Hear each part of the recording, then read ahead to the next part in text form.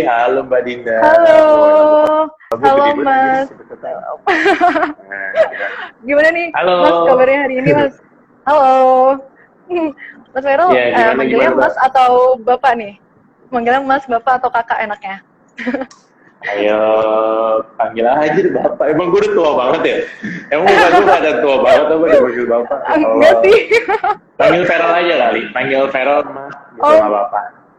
oh panggil Gitu. Mas Vero ya. Panggil Nih, Mas tapi Vero agak aja ya, pending mungkin ya. ya. Kira-kira suara saya Sinyalnya jelek jelas nggak banget nih, ya Mbak Mas? ya, kayaknya Mbak. Oh, jelek ya? Iya. Bentar ya, Mas ya. Eh, Eh, Gitu Mbak Dinda. Coba, Suaranya sih jelas, bentar. cuman oke. Oke, baik. Eh, Mungkin Mas Vero bisa sapa dulu nih teman-teman ya.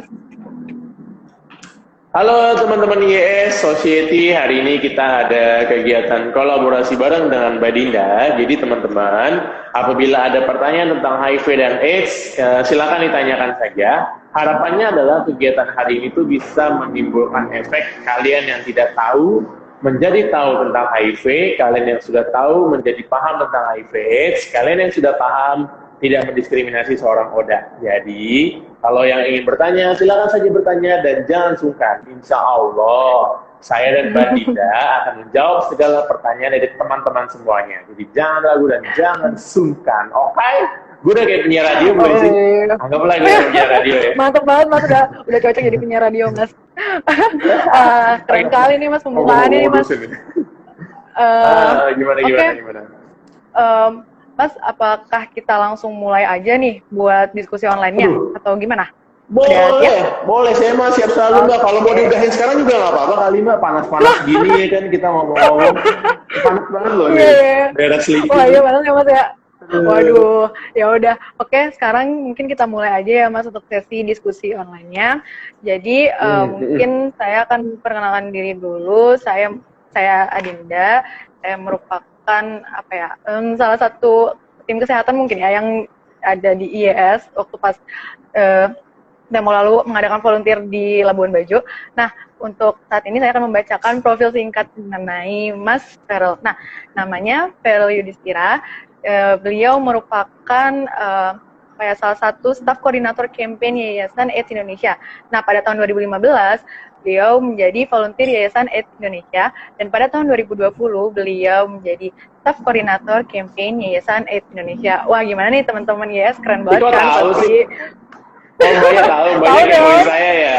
Banyak Wah, kepoin tahu saya. aja nih Mas. Kepoin Iya, saya. bener-bener. Parah banget. Bener Mas, saya Kepo kepoin banget nih doang. sebelum mulai. Kepo doang tapi nggak follow, parah. Kepo doang tapi nggak Wah, follow, parah banget. udah, saya udah follow Follow Mas dong. Yayasan AIDS Indonesia. Oh ya, boleh mungkin Oh, follow Instagramnya Mas Vero. enggak. Saya nggak mau pansos, Mbak. Waduh, ya udah. Ada jadi kebanyakan ketawa nih Mas Oke. kita Mas. Ya, mungkin langsung aja kali ya Mas ya. Sekarang saya akan membuka.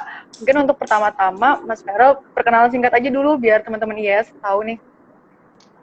Halo teman-teman, seperti yang tadi Mbak Dinda katakan, saya adalah fasilitator dari Yayasan AIDS Indonesia. Saya bergabung dari tahun 2015, yang alhamdulillah nih tahun 2020 saya dipercayakan sebuah amanah menjadi staf campaign koordinator dari Yayasan AIDS Indonesia. Jadi hari ini kita akan sedikit sharing tentang HIV dan AIDS dengan harapan seperti yang tadi saya katakan, teman-teman bisa tahu, kenal, dan tidak terkenal dari HIV/AIDS itu sendiri. Jadi jangan sungkan ya, kalau ada yang mau bertanya, yuk, monggo yuk. Nanti akan dibantu sama tim saya di bawah saya. Oke, silakan Mbak Dinda, kita mulai hari ini. Oke, Mas Ferel, mungkin bisa dijelasin sedikit nih Mas mengenai Yayasan AIDS Indonesia itu apa sih Mas?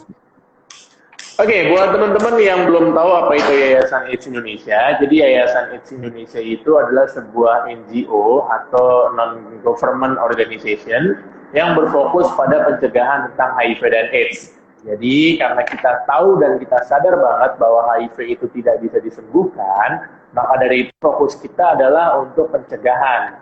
Di mana yang kita lakukan di sini adalah lebih untuk mengedukasi masyarakat supaya masyarakat tahu, kenal, dan tidak terkena dari HIV itu sendiri.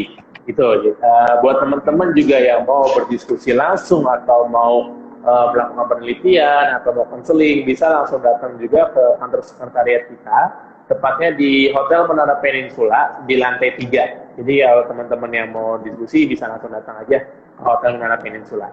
Tepatnya di Jakarta. Wah. Gitu, Mbak Dinda. Wah, boleh nih di notes nih teman-teman yang mau mengadakan penelitian mengenai HIV/AIDS ya Mas ya, bisa datang langsung ke sana. Boleh, boleh. Nah, mungkin Mas, tujuan dari didirikannya Yayasan AIDS Indonesia sendiri ini apa sih Mas? Oke, kalau tujuannya kita lebih kepada pencegahan, di mana mimpi kita adalah ingin membuat Indonesia sadar, Indonesia tahu tentang HIV/AIDS, bagaimana cara penanggulangannya, bagaimana cara pencegahannya, dan bagaimana pada akhirnya kita tidak menstigma atau mendiskriminasi ODA. Mimpi kita dan tujuan kita adalah seperti itu. Nah, maka dari itu kegiatan kita selalu memberikan pemahaman dan pencerahan kepada masyarakat supaya masyarakat tahu, kenal, dan tidak terkena dari HIV/AIDS itu sendiri. Itu sih Mbak tujuan dari kegiatan yang kita lakukan di Yayasan AIDS Indonesia.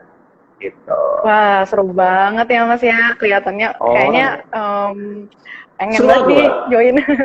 Ayo, boleh join dong Mbak, join Mbak, silakan Mbak. Oke, Mas lanjut nih ya Mas ya kita. Kalau untuk kegiatannya sendiri tadi kan katanya mengedukasi ya Mas ya. Nah mungkin mengedukasi serta memberikan pencegahan mengenai HIV/AIDS. Nah mungkin edukasinya itu kayak misalkan seperti apa gitu Mas? Kayak misalkan kira-kira ke sekolah-sekolah kah atau seperti apa gitu Mas? Oke, jadi Yayasan AIDS Indonesia itu tidak bergerak sendiri, mereka dibantu sama teman-teman relawan. Teman-teman relawan ini yang sudah kita beri pelatihan, yang sudah kita berikan pemahaman tentang HIV/AIDS, yang nantinya mereka disiapkan untuk menjadi volunteer yang turun ke lapangan gitu. Jadi kegiatan kita itu mengedukasinya adalah memberikan penyuluhan ke lapangan, baik ke sekolah-sekolah, ke universitas, Karang Taruna, RT RW dan segala macamnya gitu. Nah, untuk saat ini karena kita lagi di pandemi COVID-19 seperti ini, salah satu kegiatan kita adalah seperti ini nih, kita memberikan kolaborasi sama beberapa lembaga lain yang tujuannya adalah untuk mengedukasi atau memberi penyuluhan ke followers mereka. Kurang lebih seperti itu Mbak Dinda. Gitu. Jadi kegiatan hari ini kita pun juga sebagai bentuk edukasi dan komunikasi kepada masyarakat. Kurang lebih seperti itu. Wah ya, seru banget ya Mas ya. Walaupun kita di rumah aja tapi harus tetap produktif. Bener banget kan Mas? Harus. Mohon maaf, saya nggak di rumah nih. Mohon maaf. Oh, lagi di mana Mas? Pasti lagi di itu, di tempat sana. Di kantor sekretariat. Gitu. Oh iya, lagi di kantornya Mas ya. Oke, ini mungkin untuk teman-teman IES yang mau bertanya bisa langsung di kolom komentar aja ya Mas ya. Nanti akan dibahas bareng-bareng. Nah, untuk kita langsung masuk aja kali ya Mas ya ke HIV/AIDS-nya karena emang materinya mengenai HIV/AIDS kan. Nah, untuk HIV/AIDS sendiri nih Mas, menurut Mas Ferel itu apa dari perspektif Mas Ferel?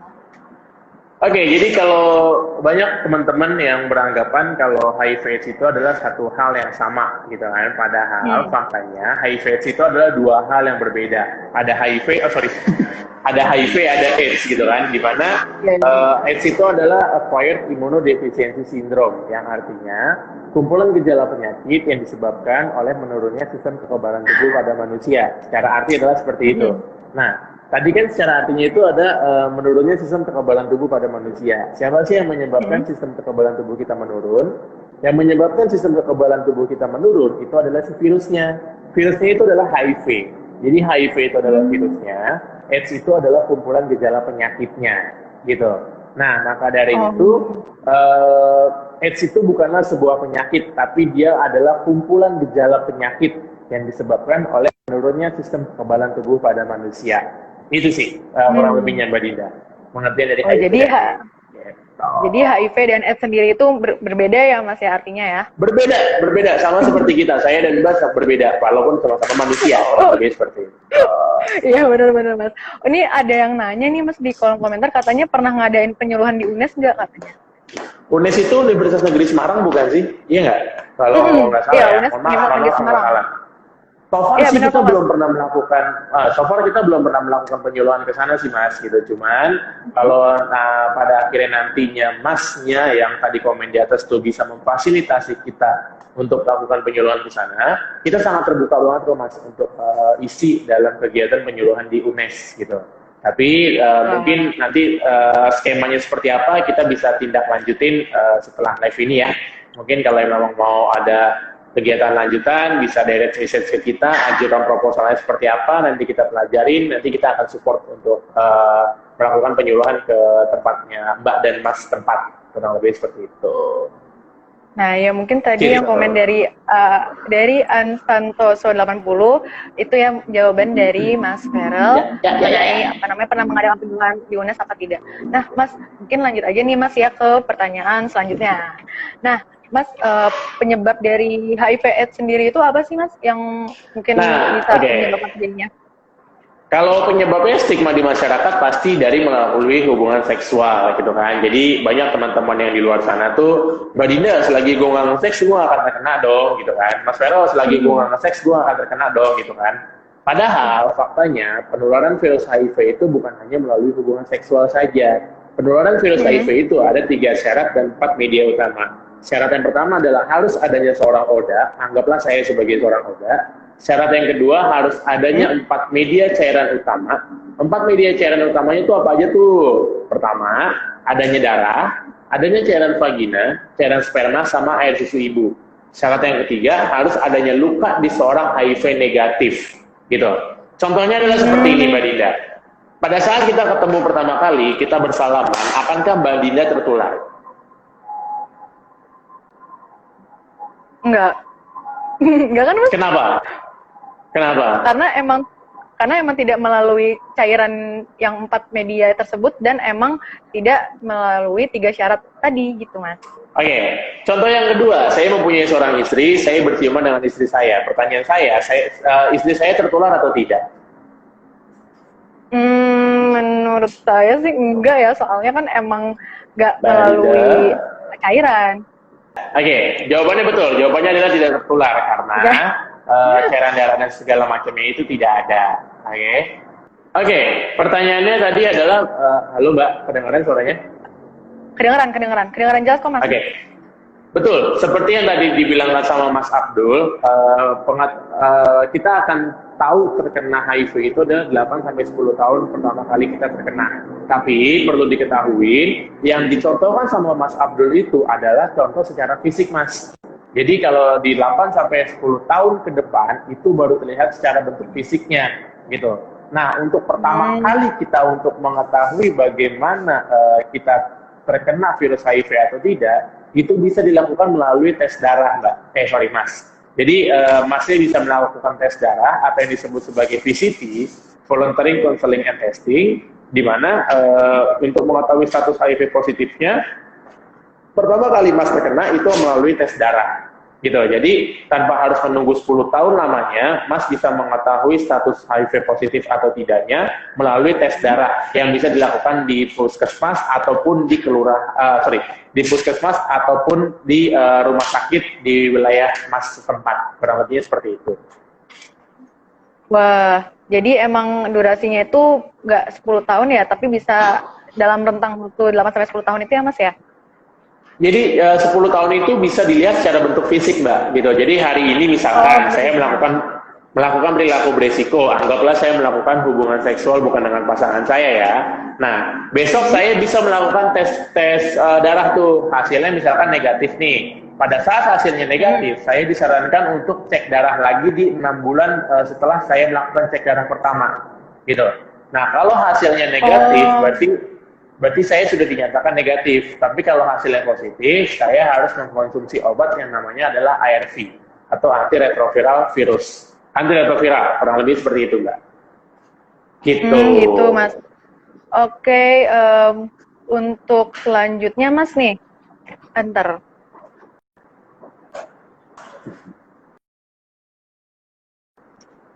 Di dampaknya sendiri nih, Mas, dampak dari HIV/AIDS-nya sendiri itu apa ya, Mas ya?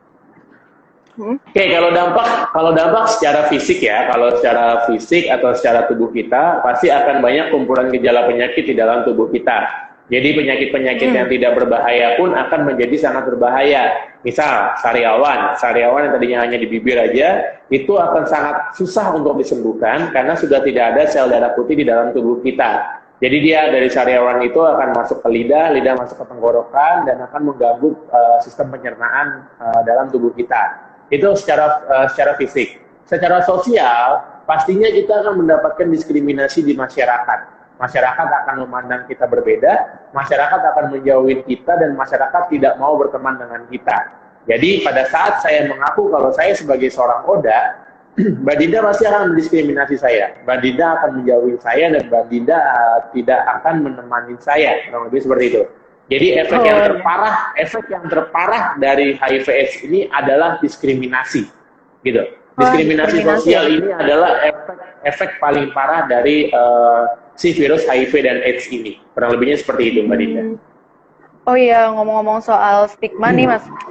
Kira-kira dari pandangan dari stigmanya tersebut bisa nggak sih, Mas, diubah? Maksudnya kayak mungkin mengubah cara pandang masyarakat nih mengenai HIV/AIDS-nya itu. Oke, kalau buat merubah stigma dan pandangan masyarakat itu sangat bisa, Mbak, asal masyarakat sudah teredukasi dan terinformasi dengan baik, gitu. Maka dari itu, kami berharap buat teman-teman yang menonton siaran hari ini dan followers dari IE Society itu bisa menyebarluaskan informasi yang baik ini kepada lingkungannya. Jadi jangan hanya berhenti di kalian saja, sebarluaskan informasi yang baik ini kepada keluarga kalian mungkin, kepada pacar kalian, istri kalian, suami kalian, sahabat kalian, dan lingkungan kalian. Jadi setelah informasi ini disebarluaskan, dan setelah masyarakat tahu bagaimana cara penularan dan pencegahannya, maka stigma dan diskriminasi ini pun pasti akan lambat laun ditekan. Dan lambat laun pasti akan hilang di lingkungan kita. Gitu. Jadi sebelum kita merubah stigma dan diskriminasi itu, maka ada baiknya kita memberikan pemahaman dan edukasi dulu kepada masyarakat tentang HIV dan AIDS. Kurang lebihnya seperti itu, Mbak. Jadi intinya harus memberikan edukasi ya, Mas, ya, kepada masyarakat agar mereka bisa merubah stigmanya tersebut ya, Mas, ya, mengenai OTH.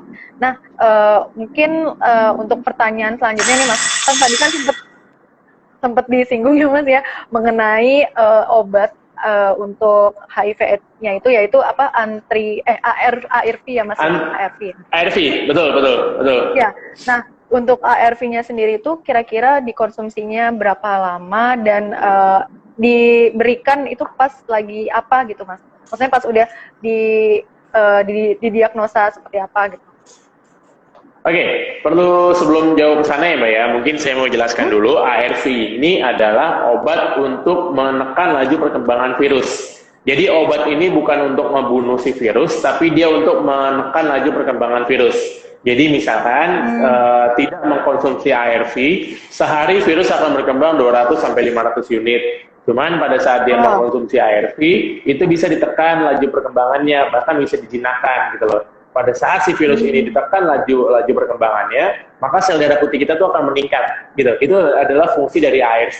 Nah, ARV ini harus dikonsumsi dari pertama kali dia didiagnosa terpapar oleh HIV/AIDS. Jadi misalkan karena kamu dinyatakan positif HIV, maka dari itu dari hari itu sampai akhir hayat saya harus mengkonsumsi ARV. Jadi ARV ini harus dikonsumsi seumur hidup dan harus dikonsumsi secara teratur. Jadi tidak boleh telat. Kalau saya minumnya jam 6, itu saya harus mengkonsumsinya lagi jam 6 juga. Jadi harus secara teratur dan secara berkala. Dan itu harus dikonsumsi sampai seumur hidup si Oda itu hidup. Kurang lebihnya seperti itu, Mbak. Wah, berarti harus benar-benar emang selamanya gitu ya, Mas, ya? Harus selamanya dan harus teratur. Kebayang nggak sih, Mbak, kalau kita sebagai HIV negatif gitu ya, misalkan saya sebagai HIV positif, Mbak Dinda sebagai HIV negatif, terus Mbak Dinda mendiskriminasi saya nih, tidak mau nemenin saya, tidak mau menjadi kawan saya gitu kan, dan nggak mau mengingatkan saya untuk konsumsi ARV gitu kan. Nah, kebayang nggak sih, harusnya saya masih bisa hidup layak, cuman gara-gara Mbak mendiskriminasi saya dan tidak mau mengingatkan saya untuk meminum obat, jadi kadar hidup saya pun akan berubah. kita merasa punya dosa nggak sih gitu loh. Iya, Gitu. bener banget sih Mas Nah, kalau kayak maka gitu. dari itu saya berpesan, tolong teman-teman. Nah, maka dari itu saya berpesan tolong teman-teman yang ada di sini, jangan pernah mendiskriminasi seorang Oda. Karena kalian bersalaman dengan mereka, berpelukan dengan mereka, berciuman, bekerja sama, bahkan main bersama dengan mereka, itu tidak akan menularkan virus HIV kepada kalian.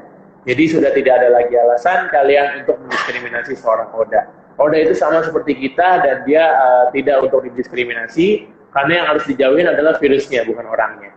Gitu. Nah, iya. Cakep banget nih Mas.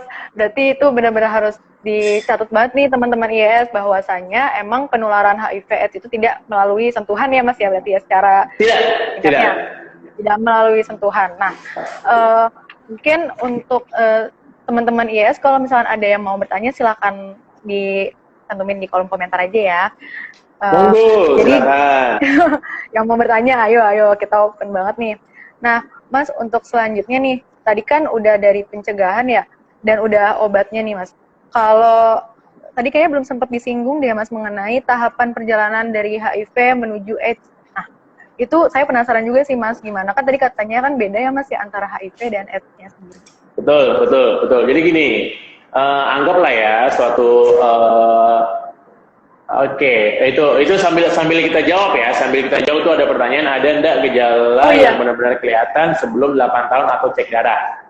Kalau untuk gejala, kita jawab itu dulu ya Mbak ya, ini sebelum kita memaparkan yang panjangnya.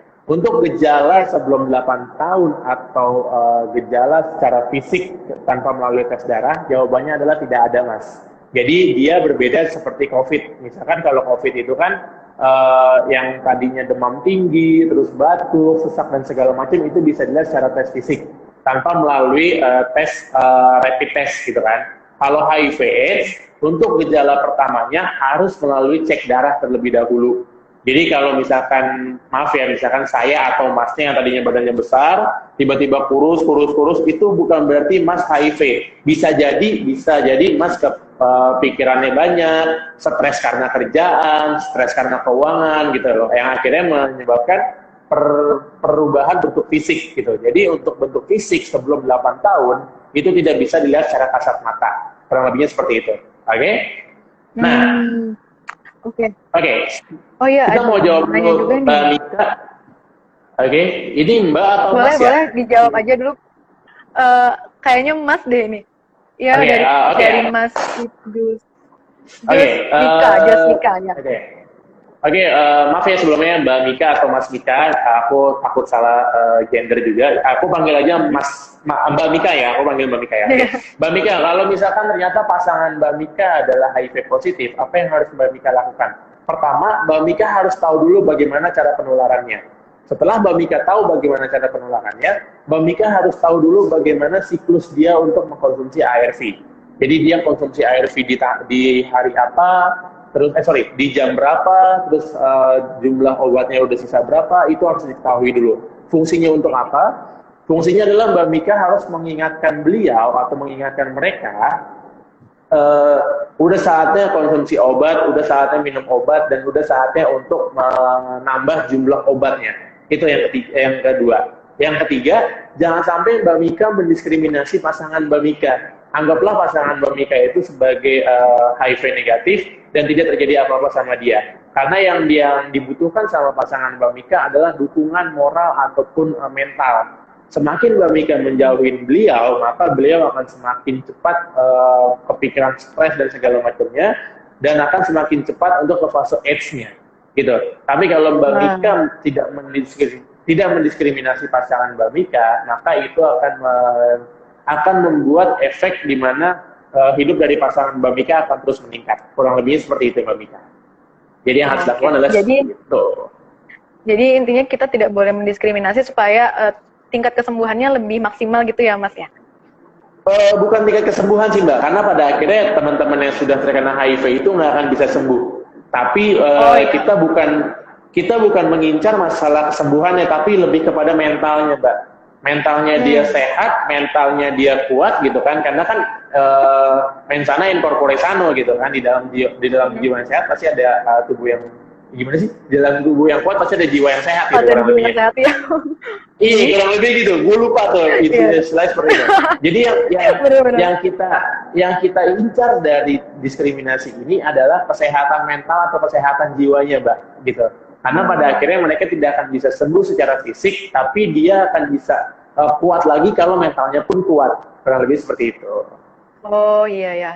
Oke, Oh. ada nih pertanyaan selanjutnya Mas dari MTH Binti _ katanya bisa nggak HIV nular lewat air di genangan kamar mandi umum? Nah, kira-kira gimana nih? Oke, Mbak Binti ya, aku panggil Mbak Binti ya, maaf ya Mbak kalau salah, aku panggil Mbak Binti. Perlu Mbak Binti ketahui juga, penularan virus HIV itu hanya melalui 4 cairan utama. Yang pertama ada cairan darah, cairan vagina, cairan sperma, sama air susu ibu. Gitu. Pertanyaannya adalah bagaimana dengan genangan air? Genangan air itu tidak akan bisa menularkan virus HIV karena pada akhirnya yang dia kalau misalkan si Oda mandi ya gitu kan, itu kan hanya membasuh si tubuhnya aja. Tapi kalau misalkan ternyata ada genangan darah nih, ada cairan darah di genangan air tersebut gitu. Nah, kita harus lihat dulu nih konsentrasi si darah itu apakah masih bisa menularkan atau tidak. Karena kalau misalkan bentuk dari si darahnya itu sudah tidak baik, maka si virusnya pun juga sudah akan mati seketika. Kurang lebih seperti itu. Jadi untuk genangan air ini tidak akan bisa menularkan selagi 4 media ini tidak ada di dalam genangan air tersebut. Kurang lebihnya seperti itu. Wah, jawabannya bagus banget nih Mas. Oke, mungkin kita lanjut aja tadi ke mana ya Mas? Udah tidak ada yang bertanya lagi Mbak? Oh, mungkin. Halo Mas, apakah ada suara saya? Ya, kalau sudah tidak ada yang bertanya lagi, mungkin saya bisa jawab pertanyaan Mbak tadi. Oh iya, boleh. Saya sempat lupa nih pertanyaan saya. Belum. Pertanyaan Mbaknya pertanyaan aja dilupain ya kan? Gimana jodoh coba? Aduh. Waduh, jangan sampai Mas. Ya oke, Mas, lanjut. Ayo, kita salah fokus ya, kita fokus lagi. Oke. Ya, apa tadi pertanyaannya? Gue lupa lagi. Mengenai ini Mas, dari HIV menuju AIDS itu tahapannya apa aja? Oke, gini, dari HIV menuju AIDS, hari ini saya melakukan perilaku berisiko. Anggaplah saya melakukan hubungan seksual bukan dengan pasangan saya. Dan hari ini saya terinfeksi HIV, besok saya melakukan tes darah, hasilnya masih negatif. Disarankan untuk melalui tes darah lagi di 3 atau 6 bulan ke depan. 3 bulan ke depan saya melakukan tes darah, hasilnya positif. Tapi badan saya masih segar dan tidak ada bentuk fisik yang berubah. Nah, di 3 bulan itu saya sudah positif dan tidak ada perubahan bentuk fisik, saya sudah bisa menularkannya ke orang lain. Gitu. Itu namanya adalah periode jendela atau window period. Nah, di window period ini yang sangat berbahaya karena sudah bisa menularkan tapi tidak kelihatan secara bentuk fisik. Nah, kalau saya tidak mengkonsumsi ARV, di 5 tahun ke depan itu saya akan mengalami perubahan bentuk fisik. Di mana yang tadi sayanya besar, tiba-tiba mulai kecil dan akan tumbuh kelenjar di bagian telinga, ketiak sama pangkal paha, dan akan timbul yang namanya keringat tanpa sebab yang jelas. Jadi kalau kita di ruangan AC, yang biasanya Mbak tidak berkeringat, tapi saya akan berkeringat, muncul kayak jagung gitu loh, kayak keringat jagung gitu, keringat besar gitu, di sekujur tubuh saya. Itu di 5 tahun ke depan. Nah, di 8 tahun ke depan, itulah fase di mana saya menuju ke fase AIDS. Di fase AIDS ini sudah tidak ada lagi sel darah putih atau sudah tidak ada lagi pertahanan di dalam tubuh saya, yang mengakibatkan banyak penyakit oportunistik atau penyakit yang tadinya tidak berbahaya akan menjadi sangat berbahaya di dalam tubuh saya. Itu ada di 8 tahun ke depan, di mana fasenya sudah mencapai ke fase AIDS. Kurang lebih seperti itu. Nah, supaya tidak mencapai ke fase AIDS, maka saya harus mengkonsumsi ARV selama seumur hidup saya. Selagi saya mengkonsumsi ARV, maka saya tidak akan mencapai ke fase AIDS tersebut. Kurang lebih seperti itu, Mbak. Gitu jawabannya. Ya menarik banget nih ya Mas ya. Kalau untuk Mas ya, mengkonsumsi ARV-nya sendiri itu biasanya sehari itu berapa kali ya Mas? Mungkin satu hari 1 kali, Mbak. Satu hari 1 kali. Satu hari satu kali. Jadi kalau minumnya jam 6 pagi ya harus minum jam 6. Nggak boleh lebih dari jam 6. Karena kalau lebih dari jam 6, virusnya akan resisten, dia akan menambah, dia akan kebal terhadap si ARV yang lini 1.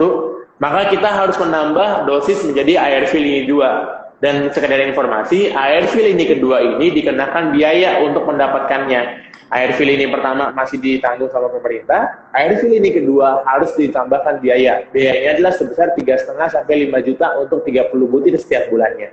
Jadi kebayangkan kalau kita konsumsinya tidak teratur, jadi gaji kita tuh cuma buat beli obat doang gitu.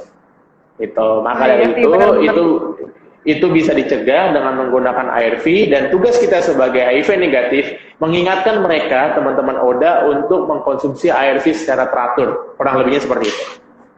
Wah, cakep banget nih Mas jawabannya. Oh iya, ada pertanyaan lagi nih dari _Aris. Apabila pasangan kita positif HIV, apakah masih boleh bersenggama dengan dia? Jika boleh, apakah tidak bahaya? Gimana nih Mas? Bersenggama dengan dia, oke. Tujuannya apa dulu nih Mas? Pertama, kalau misalkan tujuannya memang bersenggama tanpa mendapatkan keturunan, itu diperbolehkan. Kalaupun harus mendapatkan keturunan pun juga diperbolehkan. Tapi ada beberapa cara. Pertama gini, kalau ternyata pada akhirnya bersenggamanya tidak untuk mendapatkan sebuah keturunan, Masnya bisa menggunakan yang namanya kondom. Jadi untuk kondom itu fungsinya ada dua. Pertama untuk alat kontrasepsi atau pencegah kehamilan. Yang kedua, fungsi kondom adalah untuk mencegah terpaparnya virus HIV dari si ODA ke HIV negatif. Itu kalau tujuannya bukan untuk mendapatkan sebuah keturunan.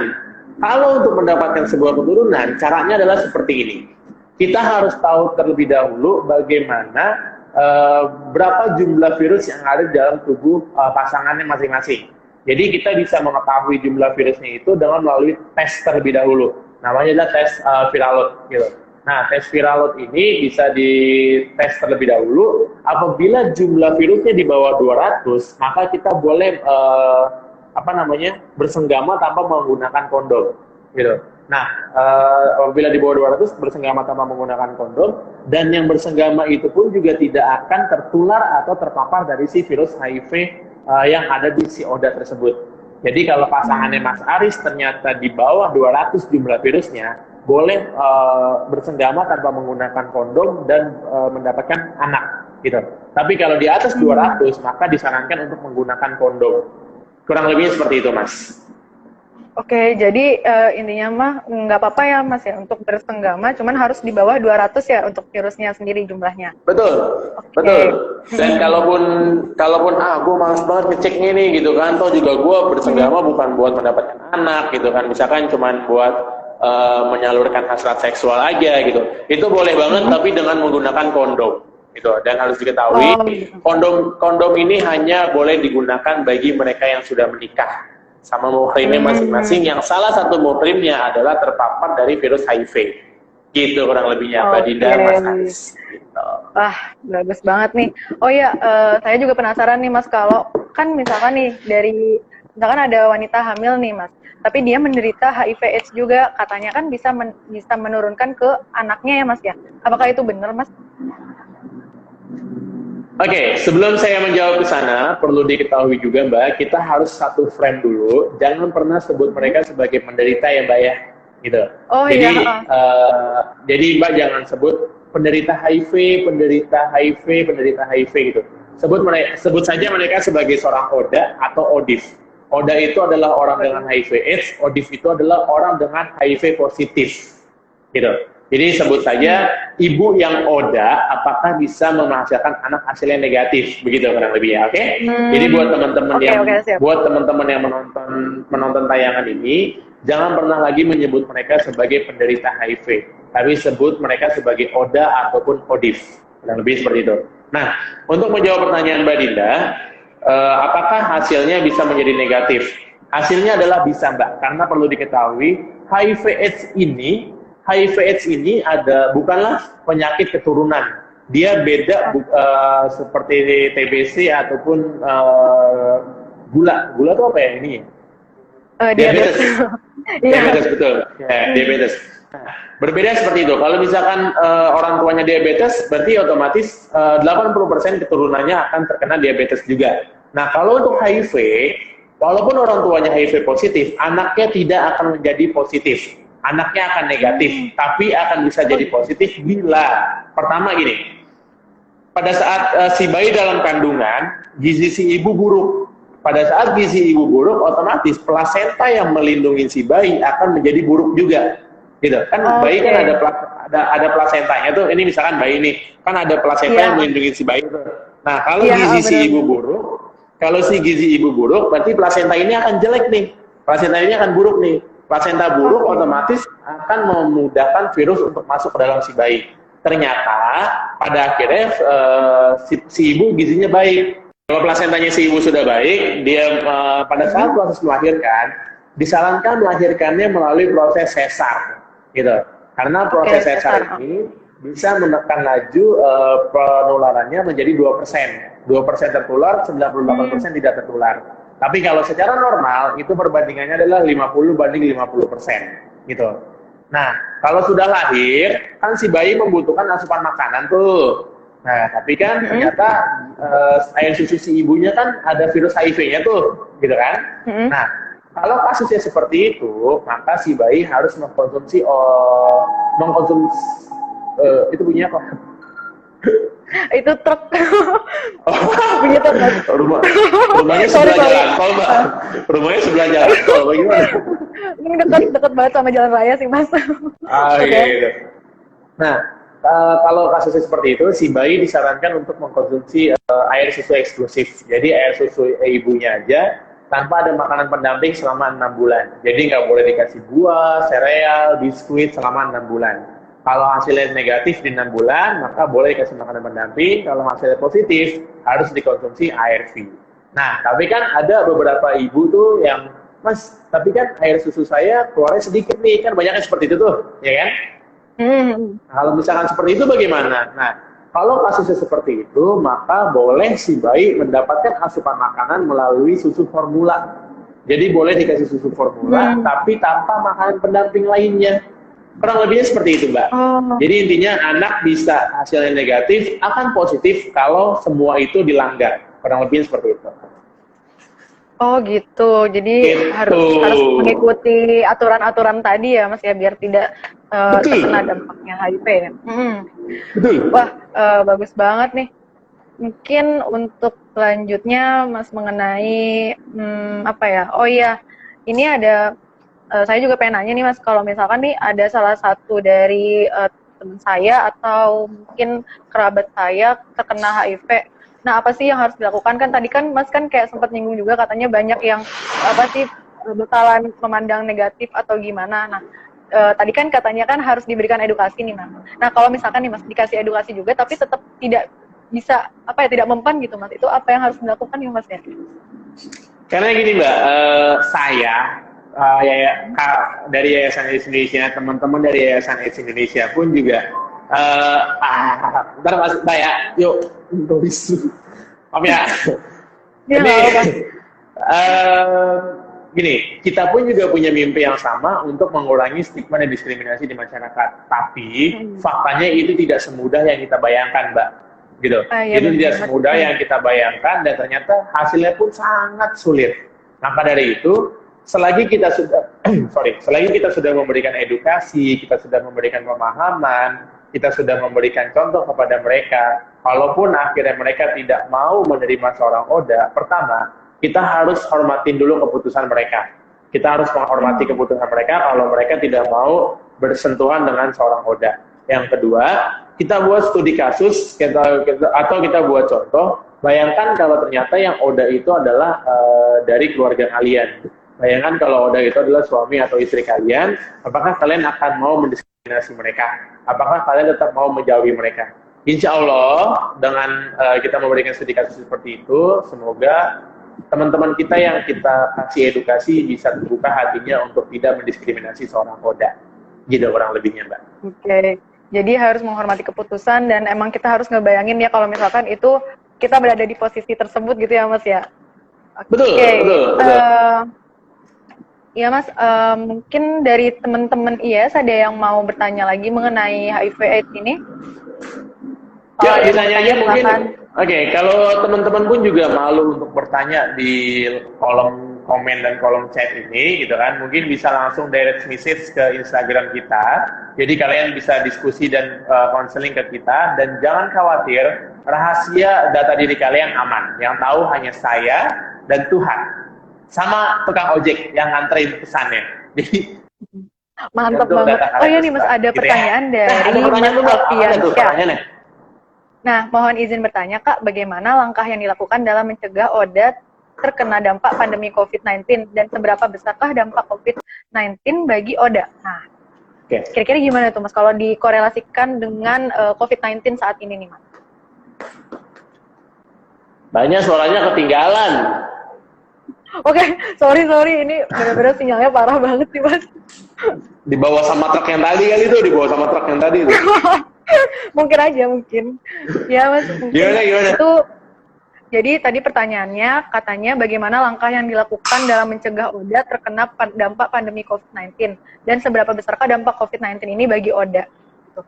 Kalau dikorelasikan dengan COVID gimana nih Mas? Antara ODA dengan Oke, betul. Jadi gini, kalau caranya adalah kita harus mengikuti peraturan pemerintah, karena pemerintah pun juga sudah membuat peraturan yang mana itu pun baik untuk kita semua. Jadi bukan hanya untuk ODA maupun HIV negatif pun juga harus diikutin itu.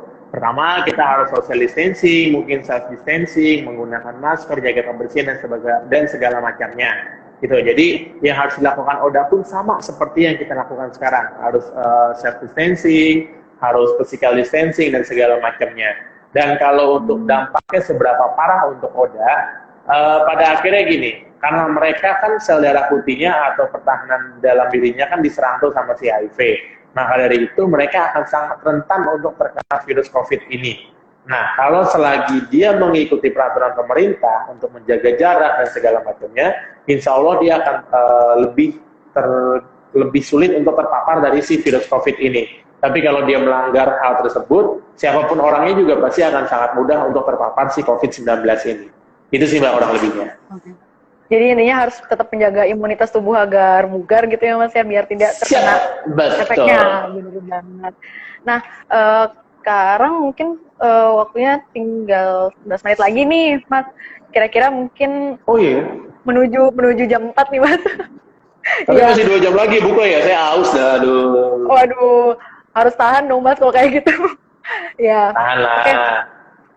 Mas, ditemenin banyak lagi tahan. Aduh, Mas mau nanya nih Mas, kalau misalkan nih, ini mungkin teman-teman saya juga kan di kampus ya pernah pernah bertanya kalau misalkan nih dari penggunaan sendok dan gelas nih Mas, misalkan antara ODA dengan yang negatif HIV itu kira-kira bisa tertular nggak sih Mas? Soalnya kan kadang masih banyak orang yang berpikir itu kayak gitu, termasuk teman saya dan saya juga kadang suka kayak gitu Mas. Oke, buat Mbak Dinda dan temannya Mbak Dinda, siapapun itu orangnya, gitu ya, anggap lagi si Mawar. Nah, buat Mbak Dinda dan Mbak Mawar, yang namanya fasilitas umum, makan bersama, berjabat tangan, terus sendok, gelas, piring, dan segala macamnya, itu tidak akan menularkan. Jadi, tidak akan menularkan virus HIV dari si ODA kepada kalian sebagai HIV negatif. Selagi kalian harus ketahui lagi, asal 4 cairan ini tidak berpindah kepada kalian, maka itu tidak akan menularkan. Jadi selagi darah, cairan vagina, cairan sperma, dan air susu ibu tidak tertular, tidak berpindah ke kalian, maka itu tidak akan menularkan. Jadi jangan ragu lagi untuk makan bersama dengan seorang ODA, bahkan berpelukan dan berciuman dengan seorang ODA pun juga tidak akan menularkan. Kurang lebihnya seperti itu. Jadi aman-aman aja ya Mas ya. Aman, insya Allah aman. Iya, mungkin dari teman-teman juga ada yang masih mau bertanya nih.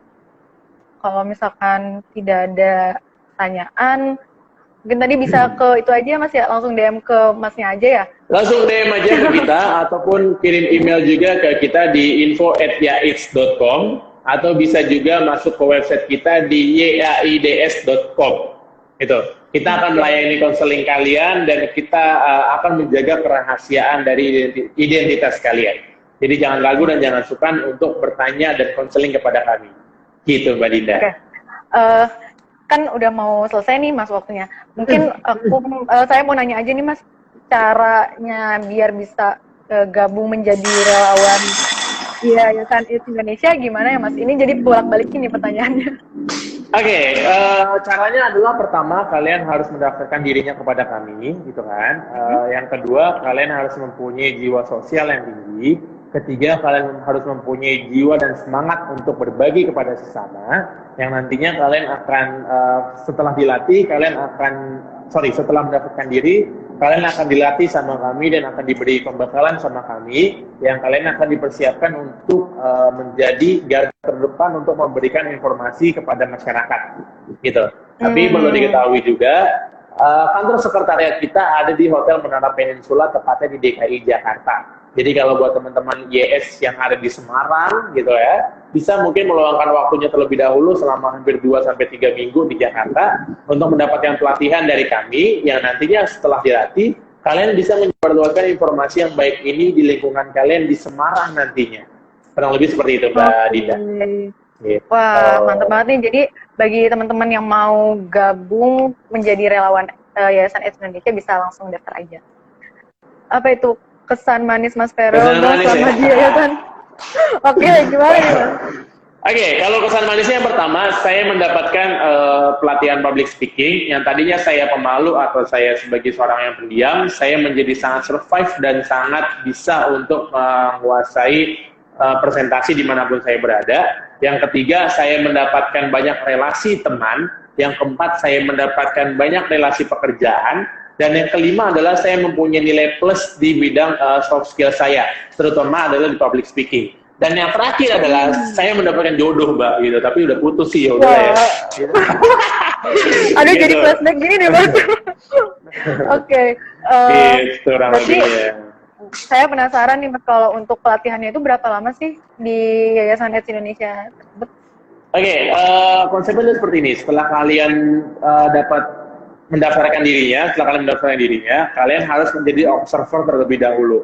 Observernya ini adalah selama 1 minggu, jadi tugas kalian adalah melihat teman-teman fasil yang sudah menjadi fasil terlebih dahulu, bagaimana sih cara mereka berkomunikasi, bagaimana cara blockingnya, bagaimana cara menguasai audiensnya, gitu. Yang nantinya kalian amati dan tiru. Nah, nanti setelah itu kalian dapat pembekalan, setelah dapat pembekalan akan dapat pelatihan juga tuh. Setelah dapat pelatihan baru akan dilantik dan kalian sah menjadi fasilitator atau relawan dari Yayasan AIDS Indonesia. Yang mana kalau dihitung-hitung mungkin jumlah waktunya sekitar 3 minggu lah Mbak, kurang lebih seperti itu. Oh, 3 mingguan. Oke, berarti pelatihannya sekitar 3 mingguan ya Mas ya? Kira-kira ada sistem lolos atau nggak lolosnya gitu nggak Mas untuk menjadi relawan?